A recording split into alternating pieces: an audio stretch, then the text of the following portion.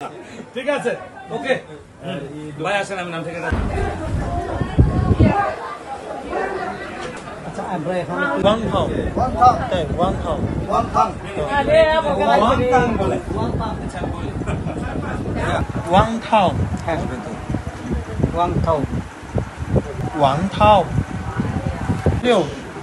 সম্পর্ক হয়েছে একটা অ্যাপসের মাধ্যমে। আর আমাদের বেশি দিন হয় না সম্পর্কের, এই রানিং 1.5 মাস হচ্ছে। তো আমাদের রিলেশনের যে 1.5 মাসের চলাকালীন আমি বলেছিলাম যে তুমি কি সত্যি আমাকে বিয়ে করবে বা আমাকে পছন্দ করো, তুমি কি এখানে আসবে? সে বলেছে তোমার জন্য আমি মুসলিমও হব, তোমার জন্য আমি আমার দেশে থেকে তোমাকে নিয়ে যাব, পরে আমরা একসাথে বিয়ে করে আমরা ওইখানে চলে যাবো। সম্পর্ক হয়েছে একটা অ্যাপসের মাধ্যমে। আর আমাদের বেশি দিন হয় না সম্পর্কের, এই রানিং 1.5 মাস হচ্ছে। তো আমাদের রিলেশনের যে 1.5 মাসের চলাকালীন আমি বলেছিলাম যে তুমি কি সত্যি আমাকে বিয়ে করবে বা আমাকে পছন্দ করো, তুমি কি এখানে আসবে? সে বলেছে তোমার জন্য আমি মুসলিমও হব, তোমার জন্য আমি আমার দেশে থেকে তোমাকে নিয়ে যাব, পরে আমরা একসাথে বিয়ে করে আমরা ওইখানে চলে যাবো আমাদের চায়না দেশে।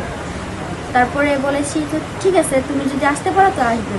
তবে আমি ভাবনা করি না যে সত্যি সত্যি সে চলে আসবে আমাদের, মানে আমার প্রেমের টানে।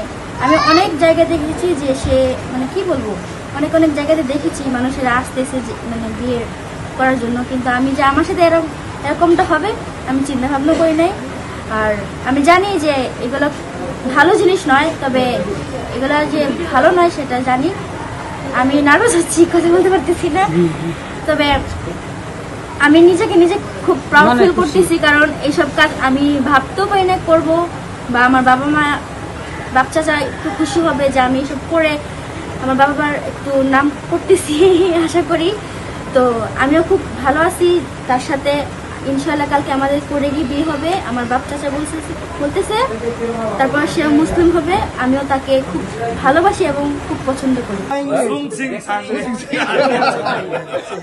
ঠিক আছে, ওকে। আমরা তার বাসা বুঝি না। আর এক নম্বর হচ্ছে গিয়া বাস্তি মানে একটা কাজ করছে, একটু খারাপই লাগছে। তারপরে উনি আসার পরে ওনার ব্যবহার চলাচলতি মোবাইল অ্যাপসের মাধ্যমে আমরা কথা বলছি না, খুবই ভালো। ওনার ফ্যামিলির সাথে কথা বলছি, ওনার ভাইয়ের সাথে ভিডিও কলে কথা বলছি, ওনার আম্মা আব্বা সবার সাথে আমরা মোটামুটি তো পরিচয় হয়েছি। তা উনি বলছে আমি তো আসছি বিয়ে করার জন্য, তো আমি মুসলিম হব যদি আপনারা আমার মুসলিম বানান।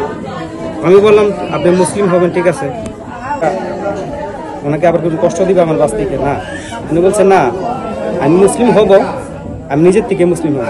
আমি বলছি আমাদের ধর্মে এমন কোনো জোর জবরদস্তি নাই যে আপনি মুসলিম হইতে হবে কিংবা মুসলমান জোর করে বানাবো, এরকম না। আপনি স্বইচ্ছায় বলেন। বলছেন আমি স্বইচ্ছায় মুসলিম হব, আপনারা সব কাজ করেন। আর আমি আমার দেশ থেকে আইনগতভাবে যেভাবে পদ্ধতিতে আমার আসার, আমি সব নিয়মকরণ মাইন নিয়ে আসছি।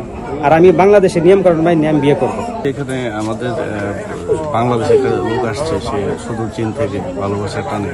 সেটা আসলে আমাদের ব্রাহ্মণবাড়িয়ার একটা প্রত্যন্ত এলাকায় যে সে আসছে, আসলে আমরা অনেক খুশি এবং এটা খুব এনজয় করতেছে। আমরা অনেকেই আসতেছে, এসে দেখতেছে, হ্যাঁ ভালোই লাগতেছে, মোটামুটি খারাপ। আজকে অনুমান 12:30টার দিকে আমি মহিষবাই একটা প্রোগ্রামে যাচ্ছিলাম, তো আমাকে কিছু লোক বললো যে চেয়ারম্যান সাহেব সকালের দিক দিয়ে দেখলাম একজন চাইনার লোক আসছে আমাদের গ্রামে নাকি।